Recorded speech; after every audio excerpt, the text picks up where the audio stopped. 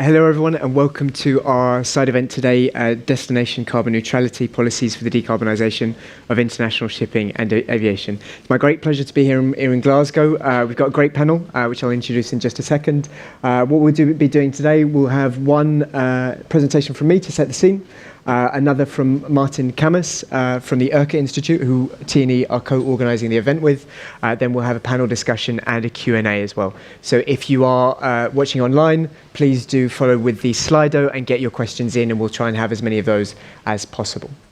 But now to briefly introduce the panel then. So we've got two speakers up here in Glasgow with us. First of all, Bas Eickhout, MEP since 2009, Vice Chair of the Environment Committee, who's been doing a lot of work here in COP. Then we've got Dr. Amy Ruddock, Vice President of Carbon Technologies, who will tell us a little bit more about what she does later on today. Then joining us online, we have three different speakers. We have Damien Meadows from DG Klima, who's worked on... That's not Damien. That's not Damien. That's not Damien. That's Damien. That's Damien. Who's worked on climate negotiations for many years now, who hopefully give us some of his insights.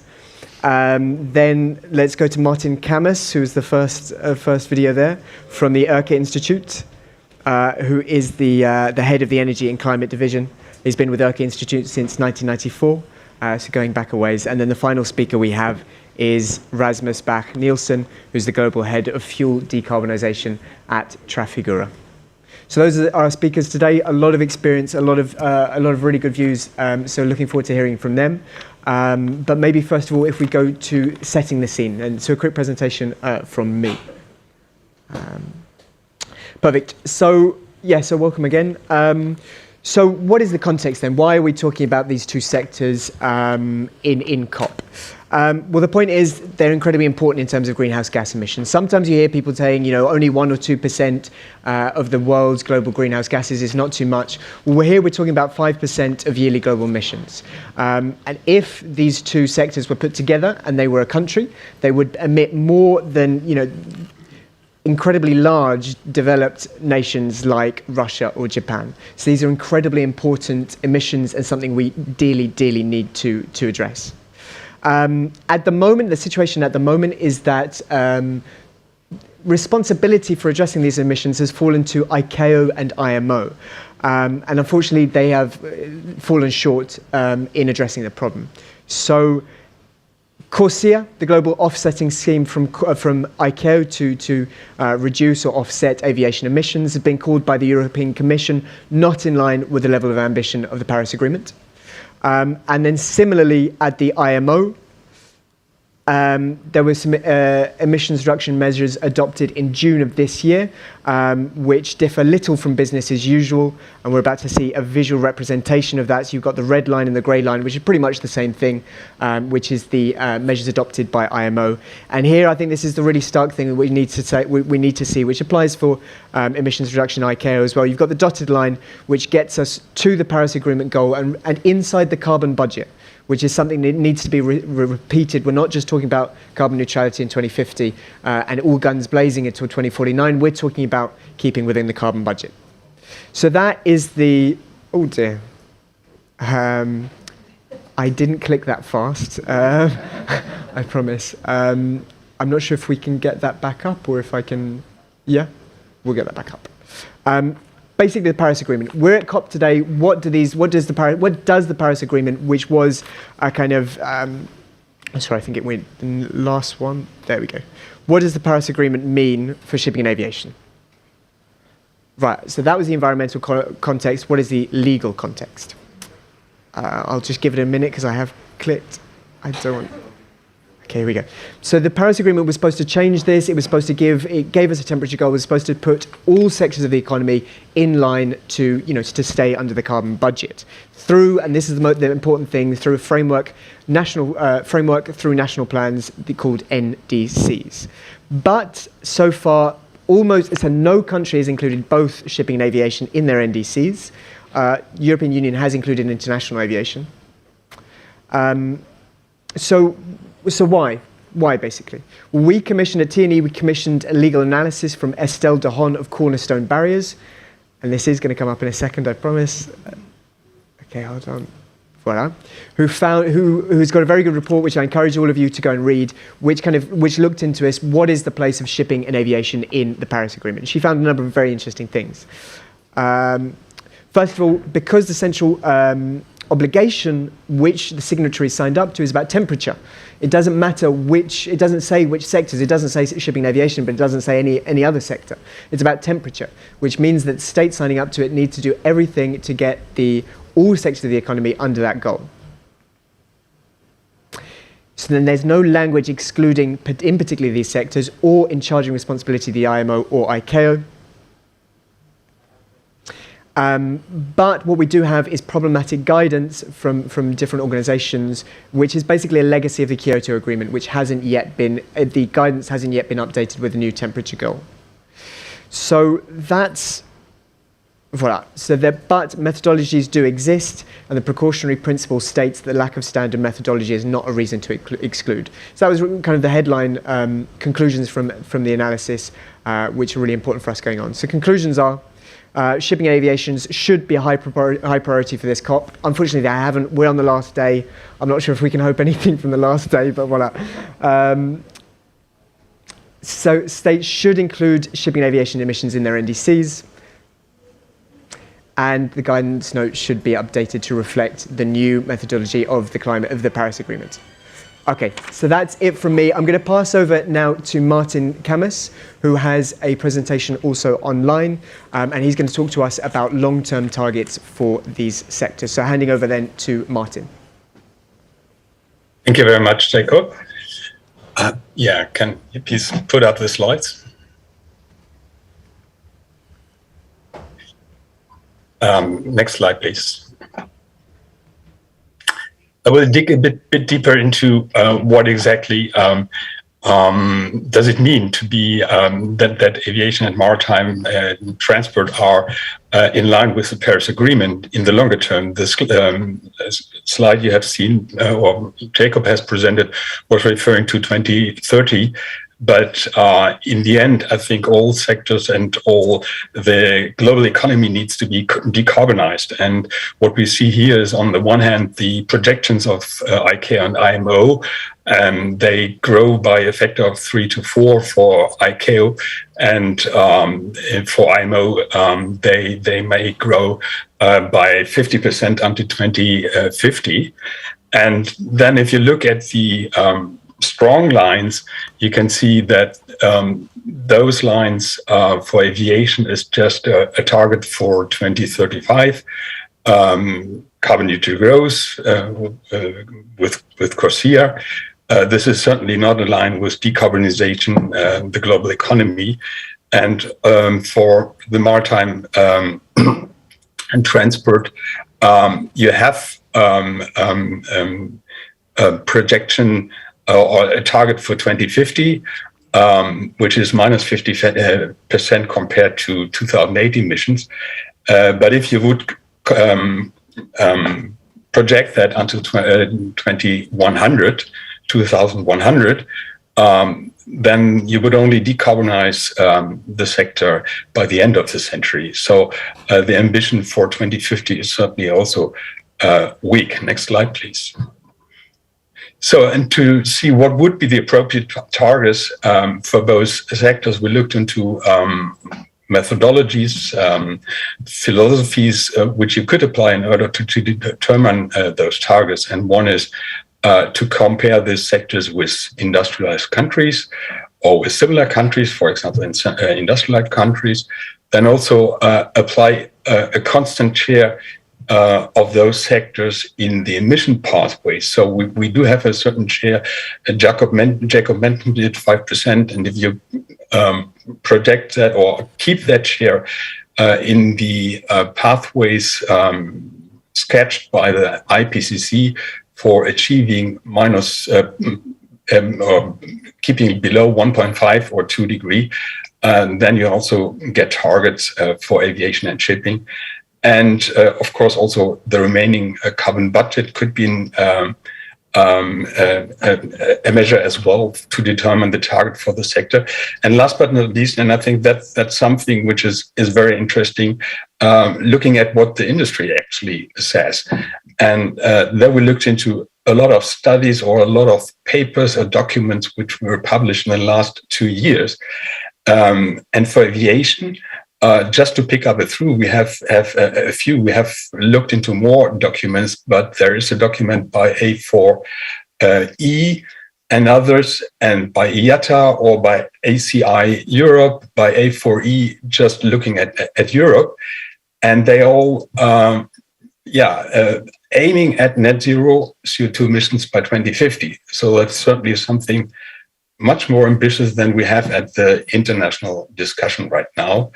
And for shipping, we have a similar picture. We have, on the one hand, the industry associations, but also individual players on the market, and the Getting to Zero Coalition or the International Chamber of Shipping also talk about minus 100% by 2050 or net zero, and also the individual players like Maersk or MSC aim at net zero CO2 for their own fleet. And Maersk, for example, explicitly says that should be just in the sector without any offset, so reducing emissions in their own fleet. Next slide, please, and last slide. So just to sum up here, many indicators such as productivity or capital intensity of aviation and shipping resemble like industrialized rather than developing countries.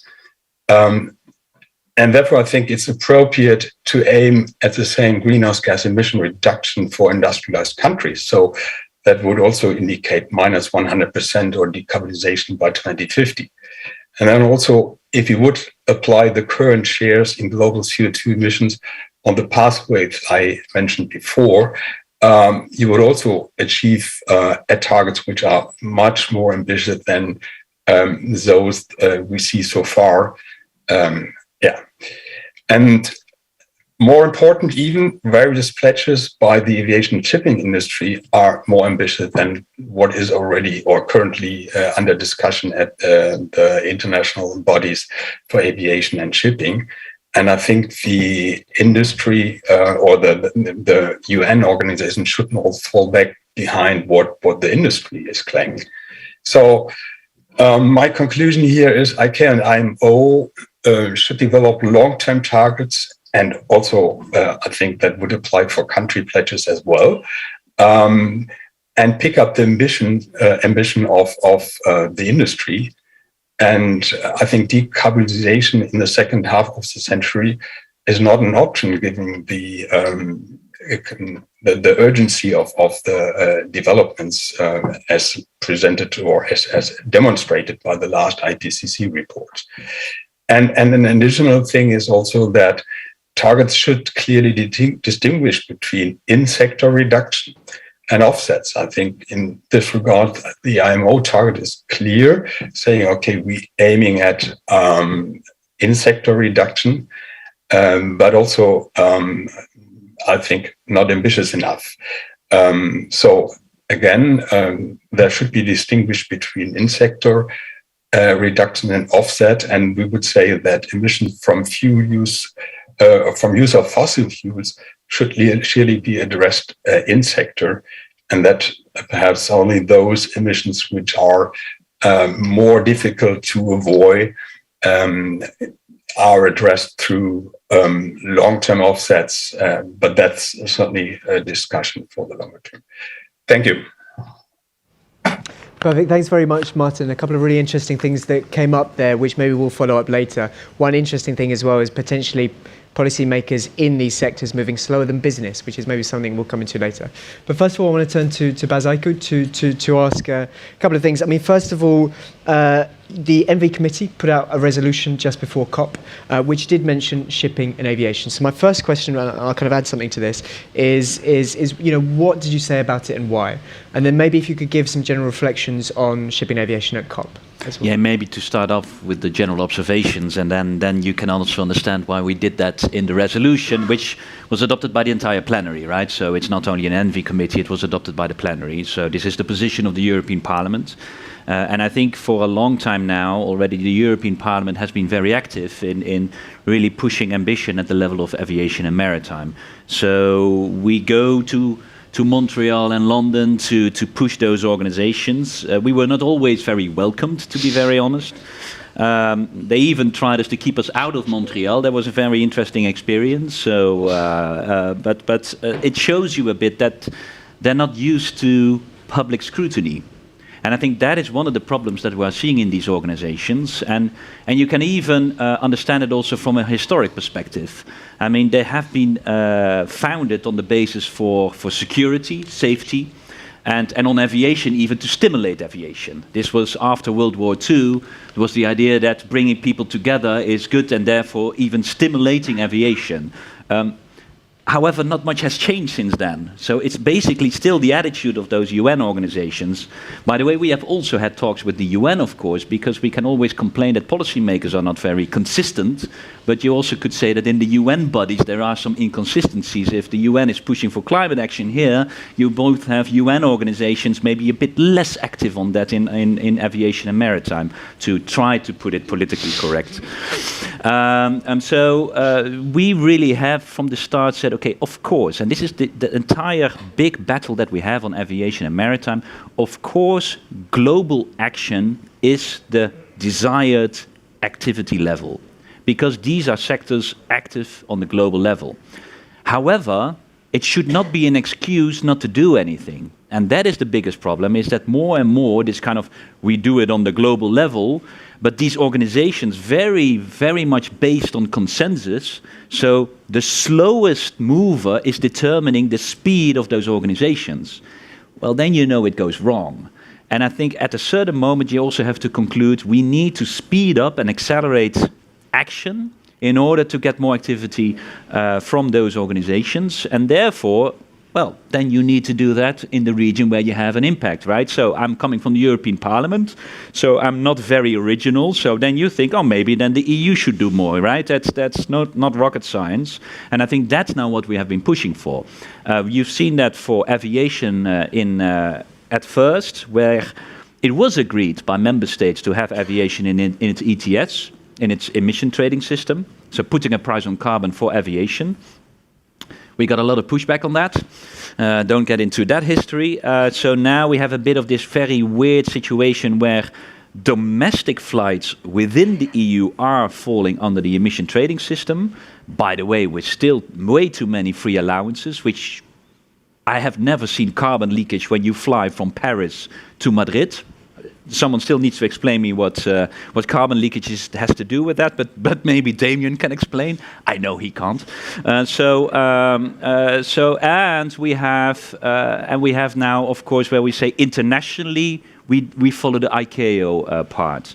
And for shipping, we are now finally also getting into the point that also shipping should come into the emission trading system, finally, which we have been pushing for. In the resolution, we have said, you know, basically, we want to see that the nation states are more going to include action on aviation and maritime in its own NDCs, like the UK has been doing. So, you know, the EU and the UK sometimes have some issues, but here a very clear compliment from the EU to the UK. And I think more countries should follow suit, because waiting until IMO and ICAO take a step is really taking us way beyond the 1.5 degrees. And there I really want to echo that. There is nowhere in the Paris Agreement that aviation and maritime are out. That is a spin of shipping and aviation. It's not nowhere. What we said is maybe those organizations could do it for aviation and maritime, but as they are failing on that, then of course countries should take the responsibility, and that's the message basically in a bit more politically correct wording, but that's the message that's in the resolution. Brilliant. Thanks a lot for that. I really like the history there as well, because it is important. Yeah. But it is also important to understand where we come from and understand why we need to change these things as well. And maybe just a note as well there, in the UK, we had conversations with the UK, they include shipping and aviation in their national carbon budget, but not their national climate plan, We asked them the difference. They couldn't really explain it to us, but that's fine. So now I want to move to Damien now. Just if you've got any kind of reflections on what Baz has said, and in particular on... Good afternoon, Damien. Yeah. but on this NDC's work. Damien, please. Thanks, and it's a pleasure to be with you virtually. I think I can only urge more focus on this sector because, I mean, it was 1994 that the UNFCCC said for the time being these emissions should be left out of national targets. That's 27 years ago. And I mean, I've got here the original Kyoto booklet. In Kyoto, there was a decision that urged states to proceed on the allocation of these emissions in states' inventories. So what we have is a lack of political will. I mean, I agree completely with Jacob and with Bas in terms of the Paris Agreement is economy-wide. The Commission President has been clear that you need a carbon price to achieve 1.5 degrees, and all sectors have to contribute. So I would have hoped, I guess, for more progress in the UNFCCC context, because it's a matter of political will. These sectors emit more than 150 countries each, respectively. And it is not too difficult to take I often read in the press, it's too difficult to take responsibility for these emissions. Frankly, those people should get another job, because there's 5 options on the UNFCCC table since 1996. One of them is 50% Europe, 50% China, at such time as China takes responsibility. Article 4 of Paris is clear. Developed countries should have economy-wide commitments. Developing countries should be moved towards economy-wide when they're ready. So it's really not difficult to do what the Commission has put in its proposal to cover 50% of the emissions, which is entirely consistent with common but differentiated responsibilities, an absolutely key issue in the UNFCCC. So that's what we're doing on shipping. I think Frans Timmermans said he hadn't seen pushback on this, and I find it odd that there is pushback if we really want to limit climate change to 1.5 degrees.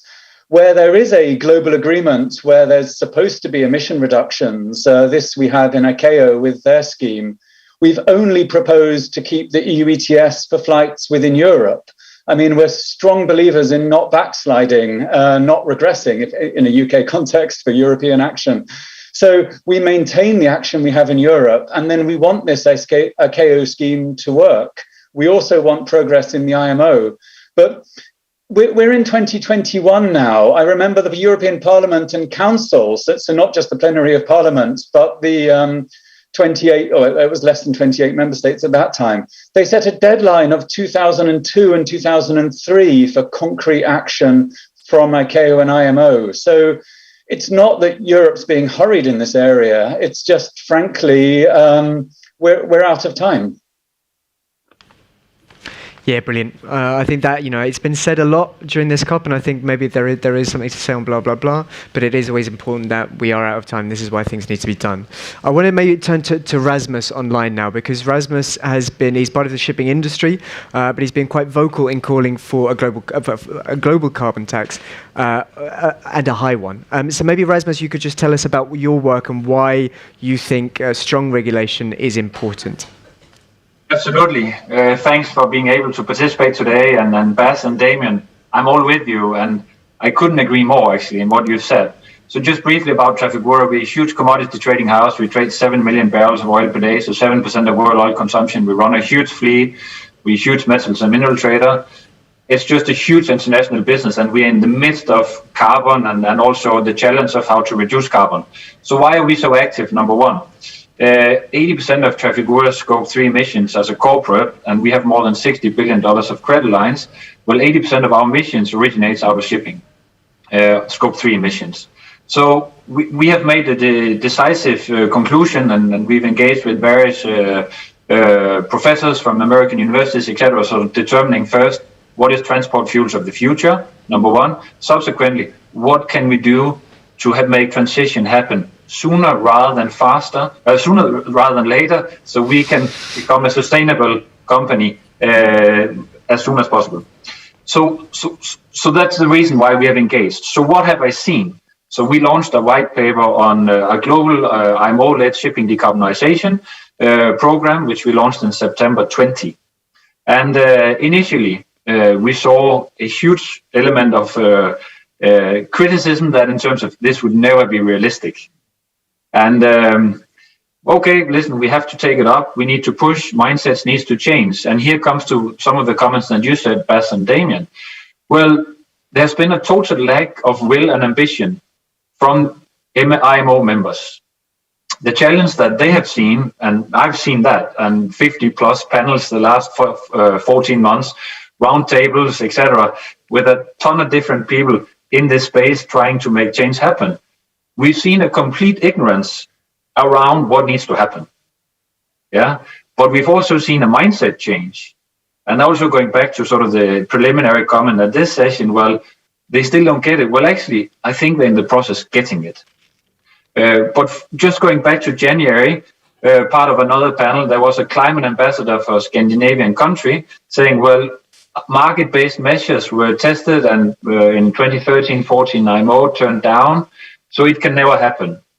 I was crumpling my toes and very sad to hear it because it was exactly this complete lack of vision and ability to understand that society has moved. Society has changed and it's requiring all of us to move faster than we even thought we had to even yesterday. And I must say, we've been deeply engaged in speaking to a lot of people, the global press, etc. We had an EU roundtable event in Brussels 2 weeks ago, which I believe was very positive, and we want to engage with the European Union. And I come shortly to what I believe of EU ETS. But what we've seen here at COP, I mean, I'm even surprised to see how many countries have actually gone to push the IMO to make a net zero target for 2050. And does IMO have to live up to Paris? For sure, shipping is included in Paris. That's the way we look at it. But the problem is today, the framework is not there, so the industry can enable this transition. So just few key topics, yeah? And I start with EU. And I know time is of essence, but I'll try and be as quick as I can. EU ETS is pushing IMO. I'm feeling it. Yeah, and we speak to a lot of people. So EU is actually participating, pushing this transition forward. It's great. I agree with you, Bas. I think EU is doing a great thing, actually. But what I think is very important onwards in the future is that the implementations that happens sooner than IMO wakes up, and IMO is in the process waking up, can become implemented globally. So it becomes a global framework. Because it is important, it's global. That's number one. Number two, so what's happening now within the IMO? Well, we've seen this push from a large range of policy or countries here at COP. And actually, a net zero target means that we have to go and make this price on carbon. Because without the price on carbon, the cost gap on fossil and zero carbon fuels is just too significant. And we see it, and we're also trying to invest into the zero carbon fuels. The problem is the off-takers of these fuels, there's such a price gap, it's very hard to justify. Maybe you can do a little bit because you need to do it from ESG purposes, but you can't do it in scale. And the challenge that the industry has is that when it decides it goes forward, we will not have a sufficient amount of the transport fuels, the green fuels available. And the transport fuels of the future should be hydrogen-based, i.e. green methanol and green ammonia. And what we need to do, we need to measure it on a full life cycle assessment, which is not happening today. It's only tanked to propeller. Because if you look at methane slippage, it's 85 times more potent than CO2 over a 20-year lifetime. So it needs to be full year lifespan. So, but what I'm seeing a huge mindset change. The snowball now has gotten almost big enough, and I'm always sitting up there in the corner, and I don't think they can hide. And if they hide, I would get so incredibly personally frustrated, and it would be so directly irresponsible of the IMO members that if it happens, I don't think they can get away from it. And let's see in 2 weeks as the next MEPC meeting plays out. I could talk a lot more, but for now I leave the word back to you. No, thanks very much for that, Rasmus. And that was a good, I mean, it talks about the fuel, so I'm going to bridge straight on to Dr. Amy there. And maybe, Bas, later on we can come on about just it was good to hear the support from business, from international business, let's say, for the EU proposals. But, Amy, maybe you could just talk a little bit about your company and how you found this issue with getting a business case for these new fuels. Yeah, so Carbon Engineering is a technology provider of direct air capture. And we work with a global network of plant development partners to deploy our technology at megaton scale. Our first project will be in the Permian Basin in the US, looking at 2024 operations for a megaton scale facility. We are looking at both negative emissions and fuels and looking to partner in the EU. I think what's critical for us is a financeable revenue stream. So I talked about that first plant in the US, and what's enabling that to come online is the Californian low carbon fuel standard paired with the US 45Q tax credit. That low carbon fuel standard is going to be repeated across several different jurisdictions in the US. But I think what's critical in general is to reward the environmental benefit of an atmospheric source of CO2. So wherever you have a policy, however you design it, it needs to recognise the carbon intensity and that true close to carbon neutrality of fuels. I think in the EU, the potential to form stacks is probably a combination of a carbon price from the ETS, an energy taxation on fossil fuels, and through how we can look at the SAF mandate for synthetic fuels and rewarding that environmental benefit. And I think just because the conversation has been around ICAO and CORSIA, I'm not an expert, but I would echo a lot of what's been said, but I would also add to the equation that we need to look at the O, the offsetting. So rather than have that very general word, can we look at something that prioritises reductions and permanent removals for those residual emissions? So a minimum threshold for permanence. Brilliant. I mean, thanks very much for that. There's again lots to come there. Maybe if there's anything you want to kind of reflect on in terms of, for example, energy taxation, ETS. Will what we're doing in Europe get a business case for green shipping, green aviation? How confident are you? That's a good question. I'm quite confident on ETS. Let's be honest on energy taxation. In the EU, taxation can only be agreed by unanimity of the member states. So that's 27 vetoes. This is the only reason why EU and taxation is so terribly slowly developing. And I'm even now not sure whether that will, in the end, work. So I hope so. But I think that's going to be the most complicated one, politically speaking. I mean, it's not complicated. Going a bit back to Damien, it's not complicated at all. It is political will, if you want it. And unfortunately, on taxation, you see the lack of political will. So I hope so. We will fight for it. But in the end, it is in the hands of the member states who have a veto. By the way, many countries can do so individually, right? So this is another reason for countries not to wait until the entire EU or the entire globe is taking action. Each country can take action on taxation today. And I would certainly recommend countries to do so. On ETS, I'm a bit more confident. Also because there's no veto, so very simple.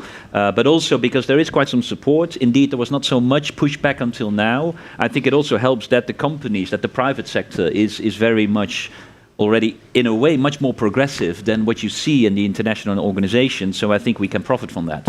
So I do think we then have, of course, to do a good deal on where are we going to make ETS part of, what will we do with the revenues, be strict on free allowances. I mean, there is still a political play to do there, but I think I'm quite confident we can do that. And certainly in the European Parliament, we've always been at the forefront of pushing for more ambition there. So I think that's certainly possible. Can I just say one word on IMO and ICAO? Because it was said they are starting to get it. I think that is a very correct formulation, but already it shows you a bit the lack of speed, right? I mean, they are in the phase of getting it. That is exactly the problem, it's getting too slow. And I think one of the more fundamental problems we have with the organizations is that they are so consensus-based. Formally, IMO can be done by voting, but they like that everyone agrees on it. And that goes back to the culture where they have been working in. It's like they were very much focused on safety at the beginning, of course. And safety, of course, everyone has an interest to make sure that safety is properly arranged. But we are now looking at climate change, and that becomes political. And both IMO and ICAO, when the parliament came there first, it was like, oh, now it's getting political, and that was a bad thing. But let's be honest, climate change is political. You don't have a very clear, it's a political decision on how ambitious you are.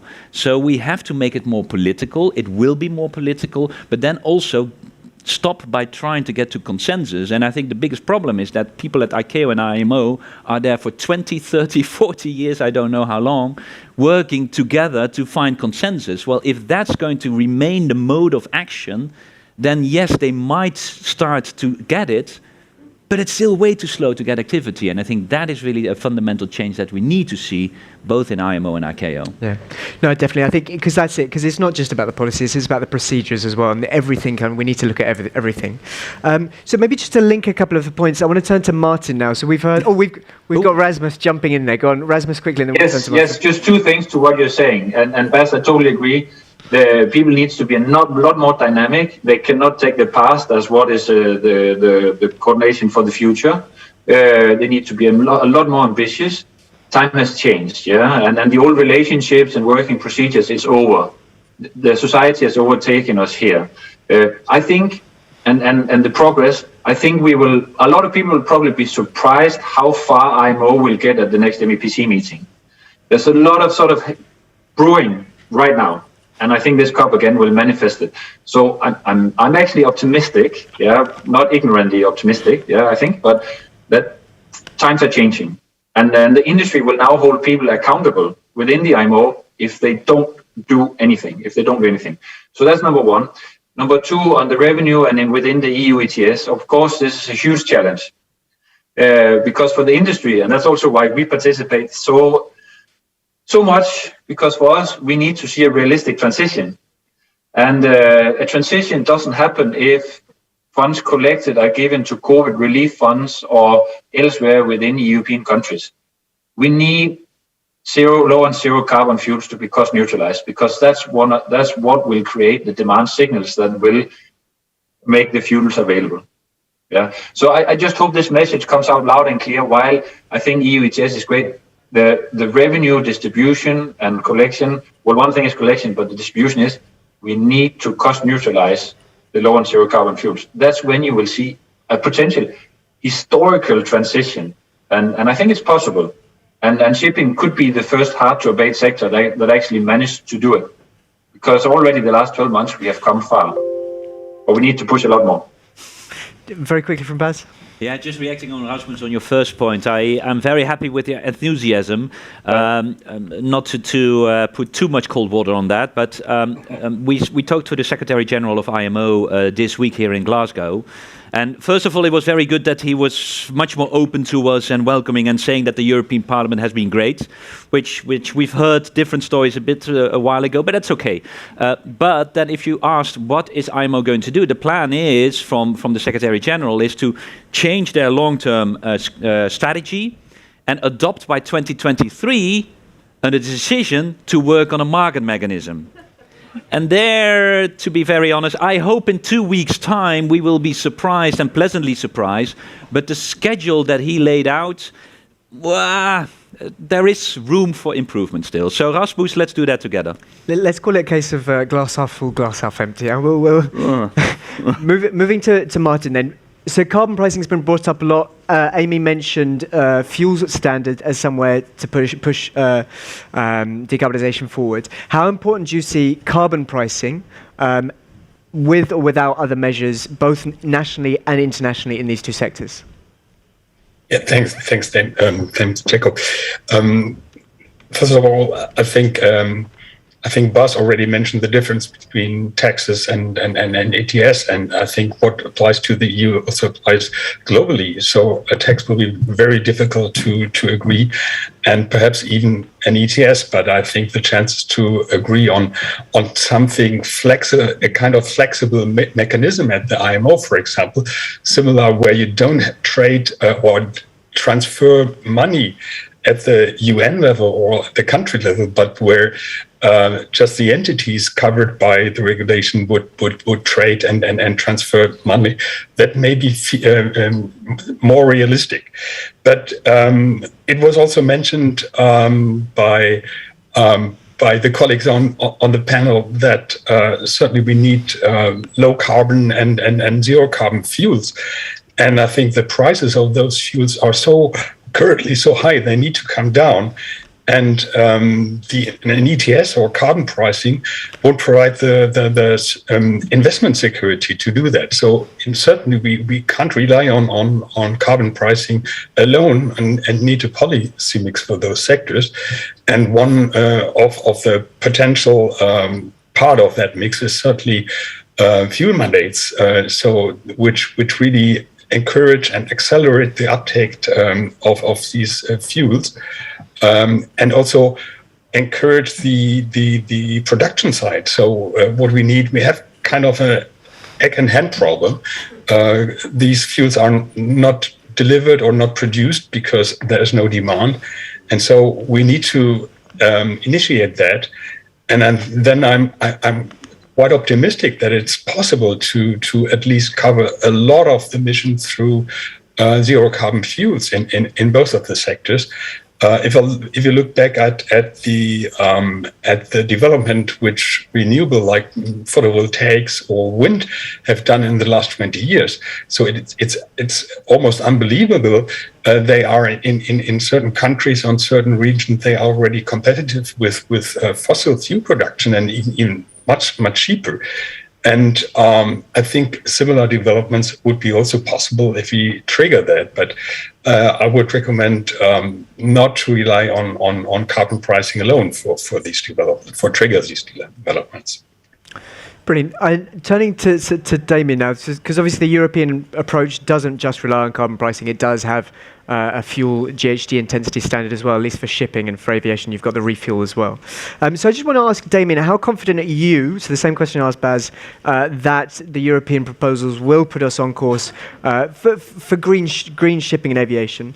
And then I don't know how closely you've been following COP. We've had a number of different initiatives, declarations in shipping and aviation, a lot of long-term targets, maybe not so many kind of binding targets. So how have you seen COP, and how hopeful are you that Europe can decarbonise these two sectors?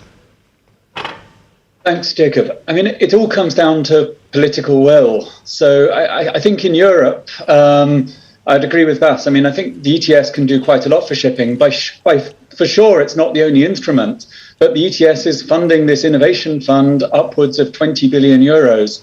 And I've been delighted to see the level of interest from the shipping industry to draw on this fund. It can have contracts for difference. It can support e-fuels at the cost of thousands of euros per tonne. Obviously not necessarily for 50 years here, because it's taxpayers' money at the end of the day. But I think there's enormous potential for this transformation in the shipping industry, insofar as ships are coming to and from Europe or within Europe, to actually make this transition very fast. In terms of what could happen at the UNFCCC, I guess I'm always one of these people with the glass less than half full. I mean, so much more could be done. If the United States wanted to let Europe tax aviation fuel for cargo airlines within Europe, or even allow taxation of fossil fuels transatlantically, this kind of thing could be done. I saw there was a spoof website relating to the ICAO declaration this week, which listed taxation of fuel, which listed various things, which really would be transformational. And I haven't seen anything coming from the COP, really, that brings reductions from aviation. I mean, we're still getting opposition expressed by US airlines in their submissions during the COP. And those airlines, they look like they're still aiming for the weakening of ICAO's scheme next September. So I say optimistic through yoga, but it's a challenge at times. And I'm hopeful that everyone on the spot in Glasgow can get a good outcome. Well, there's a lesson for us there. Be mindful. No, but thanks for that, and good that the European Commission didn't sign up to the spoof announcement, I suppose, as well. But listen, turning to Amy, then, could you? I mean, maybe at this general point about, because we are at the end of COP, we are talking about, lots of people are talking about momentum. Lots of people are talking about how we've come together and How optimistic are you that your technologies will be able to develop in at the rate that they need to in the going forward? And maybe if you could talk as well about your experience with funds and things like this, and making sure you get the money you need to innovate. Yeah, so also admitting to being a yoga fan and agreeing that it helps us stay calm. There are technologically, we're ready to go. We're building at megaton scale. Over in the US, I talked about this first plant that we're building. It's not being used. It's not being used for fuels in that case. It's the CO2 is going back underground. But that is a megaton scale plant that can then be used in other applications like fuels. Over in Canada, we're currently engineering our first commercial scale fuels plant, 2,000 barrels per day. So technologically ready to go. It is about market at the moment for us. I think what we've seen is that when you're trying to do direct air capture at scale, you are talking large infrastructure projects. You need infrastructure investors. There is a lot of interest from private funds in those infrastructure projects, but for them what they need is that financeable revenue stream. Over in the US, I talked about the LCFS on the 45Q. That gives it. I think also balancing that, we've been able to tap into the voluntary market. Our plant development partners 1.5 are thinking about how you balance that policy with the voluntary market to give the right financeable revenue stream. We need to replicate the same over in Europe. We want to partner in Europe. We see huge potential, but it's about bringing that again. I live in the UK. You might be able to tell from my accent. I think what we're seeing is the UK government talking at the moment about what we call the GGR business models, the greenhouse gas removal business models, and a lot of discussion towards ETS with the CFD. And I see a lot of parallels in how that could continue across Europe. So I think the right steps being taken. The carbon removal certification mechanism is the building block to then be able to do both removals and also fuels using atmospheric CO2 in climate policy. It's just a question of how rapidly do we write that into policy, and also do we differentiate sufficiently on the sources of CO2. It is not the same to capture CO2 from a flue stack as it is from the atmosphere. So that will be absolutely critical to our business case. Very good, thank you. Well, good governance definitely needed there. And just to remind anyone watching online, please do, if you've got any questions, do put them into the Slido, and then we can kind of hopefully answer them.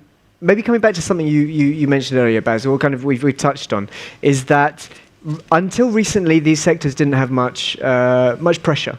And they were giving European regulators, other regulators, lots of pressure. So could you touch a little bit more on why that is the case, and what can be done to make sure that these sectors, as it were, fall in line? To be very honest, I find it difficult to fully understand the power of the lobby of maritime and aviation. I mean, there is, of course, the point of that it's a global sector. And that I get. I do get that these sectors are globally organized, so that they do have a point where you can say, well, preferably we would do global action. I don't think anyone disagrees with that, but as I said already in my first statement, to a certain level. You can't wait until the slowest mover in the world is ready for action. You need to take steps ahead. I think what some of these sectors do cleverly, and I think therefore aviation is also slower than maritime, to be very honest, is of course they play the card of national pride. And with aviation, that is certainly the case. I mean, going back to when we finally decided to have aviation in ETS, there was a global pushback on that, and then which countries got very nervous within the EU? That was the UK, British Airways, there was France, Air France, and of course Airbus together in those. It was Germany, Lufthansa, and the Netherlands, KLM. So the big aviation sector countries got nervous, and they are always using that kind of, well, this is our national pride, so yes, we want to move, but we all have to move together because, and this is of course always the dilemma, if we move first, then we might be at a disadvantage there, so there is no leadership. There is just no leadership in those sectors. At least there was no leadership in those sectors. I think that is indeed changing, but it is changing very slow, but I think that is somehow also making the politicians very reluctant to actions on them, because of course there are enough excuses why you should not do anything and wait for global action. So I think it's sincerely difficult to fully understand why it has been so complicated to do action on aviation and maritime, because as Damien already said, it is possible, it is allowed, you can do so. And I think if you do it cleverly, you can indeed also stimulate innovation in it. And I think that is, for me, still a bit difficult to grasp why it has been so difficult. Sure. Brilliant. Okay, so we've got about 10 minutes left. Maybe if I could ask the panelists, maybe one by one, to just give a couple of closing kind of comments, closing reflections. Moving forward again, I suppose this question is, how have they felt with the COP, with shipping and aviation, and what are the steps forward? What needs to be done in the short term, and how optimistic are they for the short, medium term? So maybe starting with Martin. Martin there, so kind of closing statement. Yeah, thank you. Thank you very much. I just want to pick up one thing you mentioned in your introduction, and so including aviation maritime in the NDCs. I think that is something which we should not try to negotiate at the UNFCCC. That would also take some 20 or 30 years, but it can be done unilaterally. You mentioned already the UK included that in its budget, but not yet in the NDC. And I would also recommend to Bas and also to Damien to discuss to which extent that can be done by the EU. I think this question is not answered, and that would be a clear signal towards other countries and regions that is that we have an ambition as Europe and want to go forward. So that's not direct instruments. We have the EU 55 package, which would support that. But I think you need also indicate that there, by including that in the NDC, and then also present that in the global stock tech under the UNFCCC in 2023. Thank you. Perfect. Thanks a lot. Thanks a lot. To turn to Damien to ask the same question, we also do have a question from on the slider, which is which basically asks about developing countries, and it says, are the panel saying that the IMO should ignore the voice of developing countries because the IMO is pursuing consensus since shipping supports global economy? So maybe Damien, you could come in on this, because in the ETS, you have explicitly addressed this issue. Maybe you could comment on that, and then a couple of sentences to close.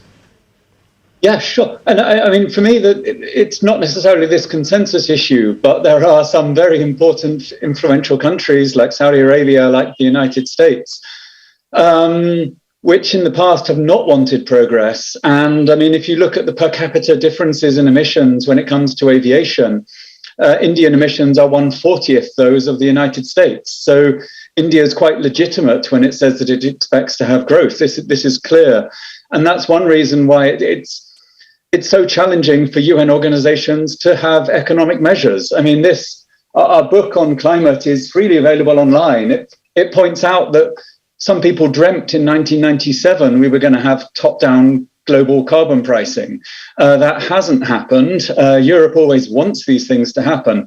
But we have a bottom-up world, and Europe's been working with China for a decade now to help China establish its national ETS as it's chosen to do. We're happy it's there. Their plan is to extend this to aviation. I've seen press reports that they may consider extending this to shipping. This is the kind of stuff that I think will help avoid catastrophic climate change. I would love that progress in IMO, but we can walk and chew gum at the same time. We can always want that progress in IMO, but recognizing it's much better at technical regulation than economic regulation. I mean, these kinds of realities should be examined a lot more closely. And Europe is in no way punishing developing countries by taking responsibility for shipping. I would love, whoever thinks that, I would love to have a much longer discussion, because there's occasionally things like this make me feel like changing job, not working on climate. It is good for Bangladesh and others if Europe uses carbon pricing to transform the shipping industry into a low carbon industry, at least for our area of responsibility.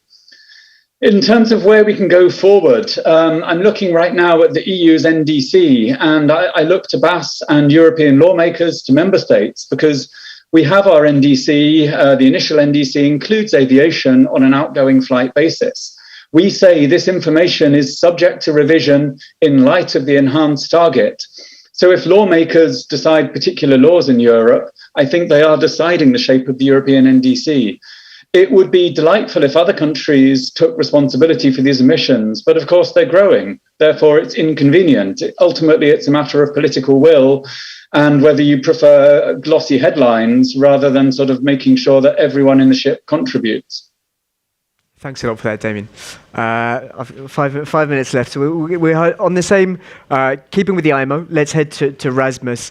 So obviously, I mean, the message there is bottom up is the first way to go. But also, you know, keeping in mind of these global regulations. I think it is really interesting what Damien said about, you know, China working with Brussels on developing an MRV. So these systems can kind of the jigsaw can be built in a number of different ways. So maybe just your thoughts on that, how bottom up can link with IMO, and then closing thoughts about COP.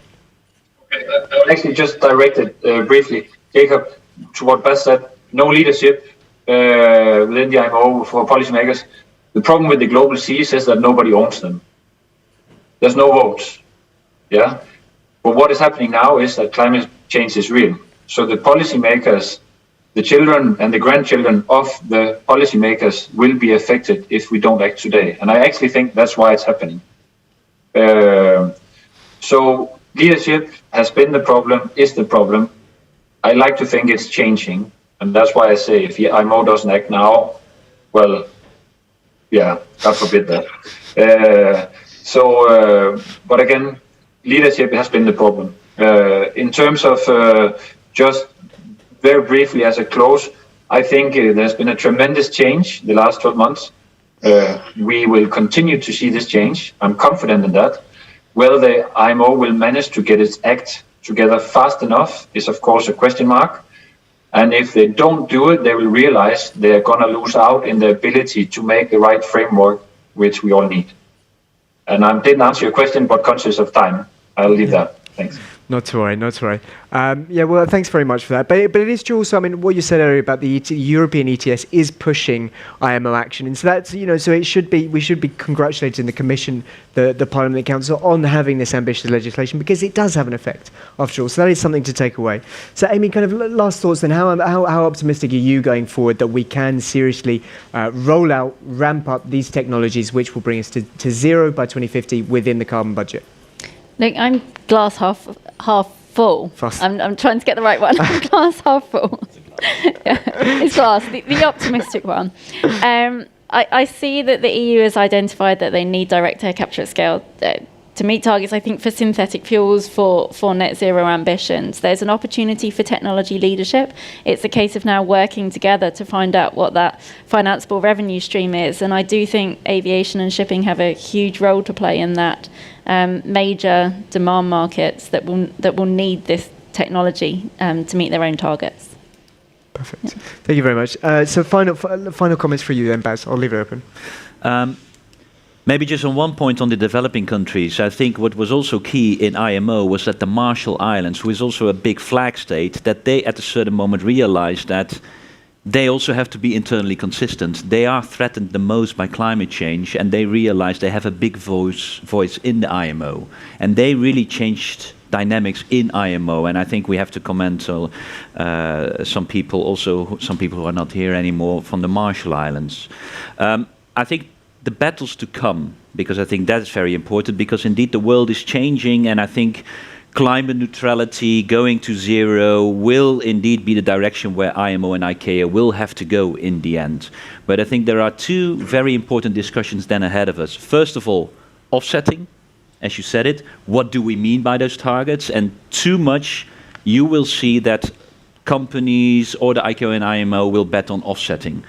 But don't forget, the entire world will go to climate neutrality. So offsetting is not that easy anymore in that world. So that debate on offsetting really needs to be toughened and strengthened. And I think how you see it going wrong right now in ICAO is showing you how not to do it.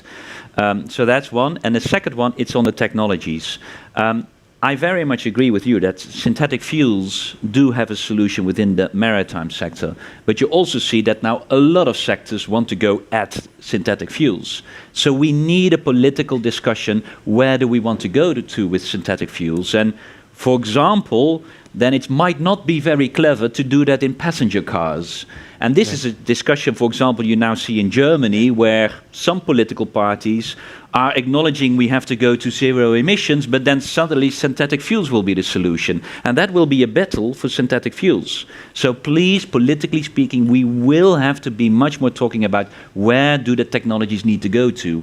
And instead of what we have been doing too often is, well, leave it to the market and we'll see, because you will then have many inefficiencies and will not see the best solutions for the different sectors. So also there, more active policies will be needed, and therefore technology neutrality and all that kind of nonsense should be scrapped out of policy books. Yeah, brilliant. We've never been that, by the way, yeah, so in that sense... So just a couple of closing things from me, and then we'll thank the brilliant speakers today. So I think it is true that the point about having a holistic view is incredibly important, and I think it does come back into what we were talking about, the NDCs. What we measure, we manage, and that's why we need shipping and aviation in the NDCs. This COP is obviously, I think, we can take from it what we want. There have been good things, there have been bad things, but one thing that's certain is there are a lot of battles to come, and we will need, these will need to be faced. But yeah, it just leaves me to say thank you very, very much to our speakers.